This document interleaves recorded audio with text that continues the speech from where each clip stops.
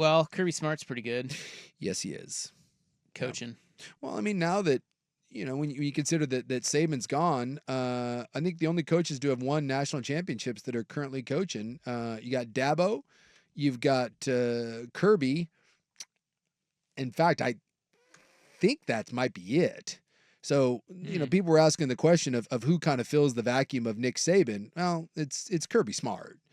He's not the same sort of personality or figure that Nick was, but I mean, you can't argue with what he's built at Georgia. They won 2 in a row. Last year, many people thought they were the best team in the country. Who'd he lose to? Nick Saban. And now this year, a lot of people think it's Georgia and everyone else. I think that's silly after week 1. I mean, they had a beatdown of Clemson, but certainly you can't really argue with what Kirby Smart has built there at Georgia. Yeah, I saw a stat when they were pummeling Clemson over the weekend. Somebody tweeted out that, do you realize that the last time they lost a regular season game was prior to COVID? Was it really? Yeah. Yeah, because I would say because last year's was the SEC title game. Yep. They went undefeated, right? The previous 2 years. Kirby Smart. Yeah. Here is Kirby Smart in the regular season, the last 6 seasons. Oh, by the way, just regular season. I apologize. Mac Brown. There's 3. Oh yeah, Mac Brown. I knew there was another one. There's 3. But I'm not smart enough to figure it out. Okay, so Kirby Smart regular season last 6, and I'm taking out the COVID year. Mm-hmm. Okay, because COVID year was stupid. Yeah, it was weird. 12-0, 12-0, 12-0, 11-1, 11-1, 11-1. Yeah.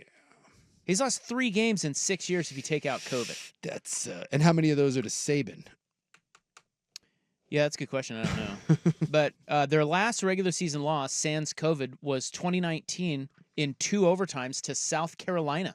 Dude, they don't lose. Boy, I don't remember. Yeah, of all teams, South Carolina. Well, yeah, and that was like 2019. Like, who was even their coach? I don't know.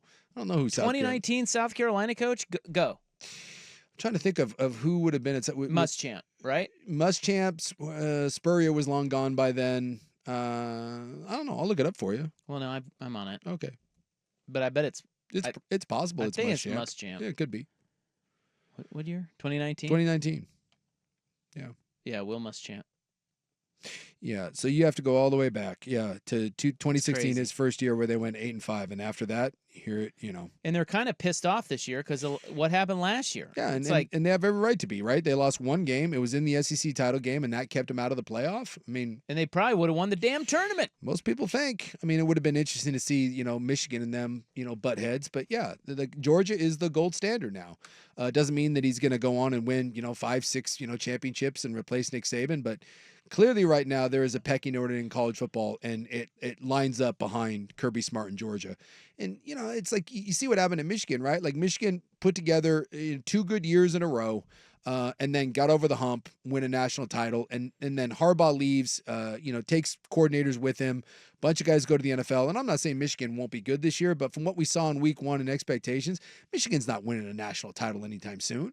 Right. And so it's one thing to kind of raise up and kind of have that moment in the sun, like even Dabo and what Dabo built at Clemson, because, dude, he had a run there that was flat out silly. I mean, like Dabo for a while looked like he was going to be the guy after Saban. And now look at him. And maybe that happens to Kirby Smart eventually. But, it's really hard to stay on top for a long, long time in this game. And it certainly feels like, and I think Kirby's in his 50s too. Like he's a younger guy. If he wants to, in theory, you think he can keep this thing rolling for another 10, 15 years. So Dabo, the height of Dabo, 14-1, 14-1, 12-2, 15-0, 14-1. Yeah. And since the COVID year, yeah, it's been. I mean, they've been really good. Yeah, but like 10-2, 10-3, 11-3, 9-4. Yeah, it doesn't feel like they are. They have not been a real contender for a handful of years, and it doesn't appear that they are now. Whereas Georgia, ever since he got there, including winning back-to-back, they're there. There's never been a year after that first one where you feel like Georgia is fool's gold or an afterthought, and it doesn't happen. I will be fascinated to see if Georgia can keep this up year after year after year after year. Yeah, Smart only had. Did you know he was with the Dolphins? Kirby Smart? Yeah, I think he went there with Saban. Oh, is that right? Yeah. Yeah, 2006? Yeah, he's a Saban guy. I wonder if Joey remembers Kirby Smart from Well, yeah, I don't know if because they he were. was there, wasn't he? I don't know. Yeah, he was. He would have been there if they were there with Nick. He would have been there. Yeah, because he always talk. He tells Saban stories. Yep. Yeah, I don't know. I don't know because back then Kirby probably wasn't a. He probably wasn't a thing, right? I mean, I talk about it when I was in Tampa. Mike Tomlin was our DB. He wasn't even the DB coach. He was like the corners coach and ran the scout team. Well, he's got a pretty great. A lot of these coaches they just bounce around. If you look at Kirby, he was a GA in 2003. He made a few stops. He went LSU, Georgia, 1 year each, and then the Dolphins, and then he was at Alabama, and he's been there or Georgia the whole time. Yep. Yeah, Saban brought him along, and then for all the guys that failed in the Saban coaching tree, Kirby was the guy that went across the street and with Saban's blessing and maybe became the next Nick Saban. And now he's got his own coaching tree with the great Dan Lanning. Yes. They're fighting for clicks. We're fighting for wins. Well, Mel Tucker came from there. That's right. He came from that staff. I'm trying to think if anyone else. Sam Pittman. Yeah, Pittman's from there. So I mean, Shane Beamer. Look, when you're having this kind of success, and this is like what happened to Dabo. I know everyone wants to pile on Dabo because of the portal thing. Dude, Clemson isn't terrible because they refuse to go in the portal. Just not. Like there's bigger problems there. I think it's foolish to bury your head in the sand and say that we're not taking anyone. Like, I mean, we've seen teams win. So he's really saying we will not take any player from the portal. He hasn't. So it's like zero. No, last year the only teams that didn't take a kid in the portal last year, and I think it might have been the last 2 years, are the service academies in Clemson. They're just not interested. I mean, and maybe that changes.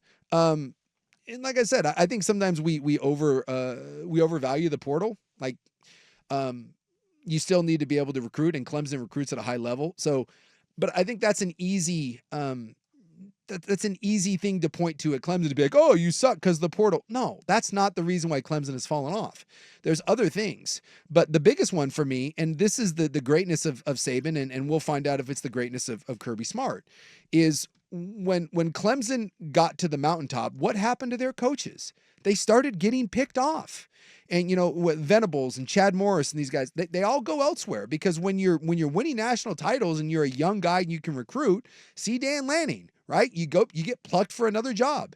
And the really good ones can keep finding new guys to plug in and the machine doesn't stop. I'm trying to think of how many offensive coordinators, because Saban's being a defensive guy, how many offensive coordinators did Nick Saban go through and win national titles with? I mean, I honestly don't know if he ever kept one for more than 2 years after he won a national title. Everything from Sark to Kiffin to Loxley to O'Brien. I mean, on and on and on. There was just always a new offensive coordinator, and it didn't matter. That thing just kept rolling. And Kirby has had some of his coaches plucked off, and it doesn't seem to matter. But Dabo, if you want to point to one thing that has taken down Clemson, it's not the portal. It's that Dabo has not been able to replace coordinators. He has not been able to replace the coaches that have left. And that's Lanning's gonna have to figure this out too, right? Lanning goes in there and Lanning's lost coaches. Oregon's lost coaches, because when you're successful, and you lose the youngest coach in college football to Arizona State, and then you go get Will Stein. Well, I'll tell you what, if Oregon's offense is what people think it's going to be, guess who's the head coach next year? It's Will Stein. And now I got to bring in someone else because we all love Dan Lanning. And, he's a great program builder. Dan Lanning doesn't run an offense. So whether Stein leaves this year or next year, you got to go find another guy, and you have to keep doing that. And then having a program where someone comes in and is able to meld what they do with what's already existed in the program. And that's the hard part about keeping it going. And the great ones don't let the coaching hires change them. Would you like the offensive coordinators under Nick Saban? Yes. Major Applewhite. Okay. Did he win? And did it say who won a national title with these guys? Yeah, I have that here. Yeah. So Applewhite did not. He was there 1 year. Yeah. So this starts in 2007. So from 2007 to 2022, that's 15 years. He had 9 guys. Yeah. On offense. Major Applewhite. They won the Independence Bowl. Hey. Went 7-6. Exciting. Next year was Jim McElwain. Mm-hmm. Who, by the way, he went on to coach at Florida and Colorado State. Kirby Smart was his first year as defensive coordinator there, and they lost in the Sugar Bowl, went 12-2. 2009, McElwain again. 2010, McElwain and Smart again. Okay. 2011, same crew. 2012, they switch over. Doug Nussmeier comes in for McElwain. They go 13-1 and win the BCS championship. Right.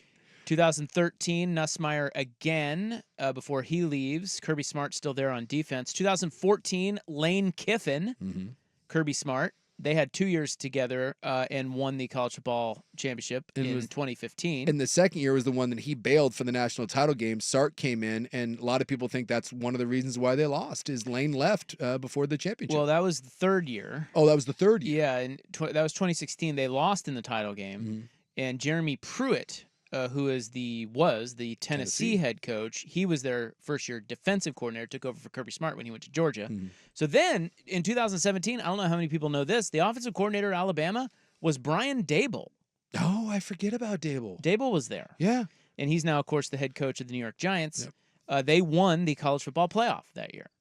2018, Mike Loxley and Tosh Lapoy are the coordinators. Lost in the college football title game. I think Loxley went on, wasn't he Maryland? He went to Maryland. I think he might still be there. Steve Sarkisian, 2019, along with Pete Golding. They only went to the Citrus Bowl.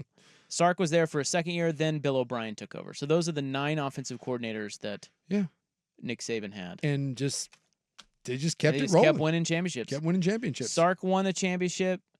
Dable won a championship. Kiffin won a championship. Nussmeier won a championship, and McElwain won 2. That's crazy. Again, that's just not supposed to. That's not supposed to happen in college football. There's supposed to be some sort of drop off, and it wasn't. And so this is the challenge for Kirby, and so far he's aced it. I mean, no offense, like Dan Lanning. Like, think about it, we all, everyone's like, oh, Dan Lanning's the next great coach, dude. They haven't missed. They were like, cool. Who's their DC now, Georgia? I remember he was the guy that was their whose name escapes me, but him and Lanning were the coordinator while I was there. I think that guy is still there. All right, in the news is coming up next. I've got very sad news about NVIDIA founder Jensen Huang. He's the Oregon State guy. Yeah, we talked about more money than God. Actually, I think he is worth more money than God. Yeah. But he's had a bad week. So we'll get to that next on In the News. Here is Schulte. Now, from the Fan Sports Desk, a Sports Center update on 1080 The Fan. This update brought to you by Reynolds Defense Firm. If you've been arrested for DUI, you need a team of attorneys you can put your trust into. Call Reynolds Defense Firm today online at reynoldsdefensefirm.com. First on The Fan, the Seattle Mariners, losers of 4 in a row, 6.5 out now behind the Houston Astros for first place in the AL West. They'll try to turn it around. They've got Game 3 of 4 tonight in Oakland against the Athletics. George Kirby and JP Sears on the bump. First pitch at 6:40 p.m. on Root Sports. In the NFL, the Washington Commanders have suspended Vice President of Content Rael Entine for comments made to an undercover reporter, including about team's players being anti-gay. Cowboys owner Jerry Jones with the same sentiment, as well as calling Commissioner Roger Goodell a, quote, $50 million puppet. He's been with the Commanders for the past 4 seasons. Elsewhere, the Eagles not going to have starting linebacker Devin White for their season opener against the Packers in Sao Paulo, Brazil on Friday. White limited all week in practice with an ankle injury. The Houston Texans signed backup quarterback Davis Mills to a 1-year, $5 million extension, and the Jets signing defensive back Michael Carter for a 3-year, $30 million extension with $19 million guaranteed. And also, in the world of golf, PGA Tour stars Scottie Scheffler and Rory McIlroy agreeing to face Live Golf stars Bryson DeChambeau and Brooks Koepka in a made-for-TV event. It's going to be held in Las Vegas in the middle of December. More sports scores and stories in 30 minutes. I'm Schulte at the 1080 The Fan Sports Desk. Listen live or on demand on the Odyssey app, the Fan's desktop player, or tell your smart speaker to play 1080 The Fan. The Fan Merch Locker has new shirts from the fan shows and hosts you love. Get yours now at 1080thefan.com. For more than 50 years, PG Long has been the Pacific Northwest's premier choice for floor covering, cleaning, and restoration. Prompt service, superior product knowledge, and quality materials are the foundation of all their customer relationships. Whether you're turning rental properties, flipping houses, or working on new construction projects, having partners you can trust makes all the difference. Before you take another step, call PG Long for a bid to experience the difference. PG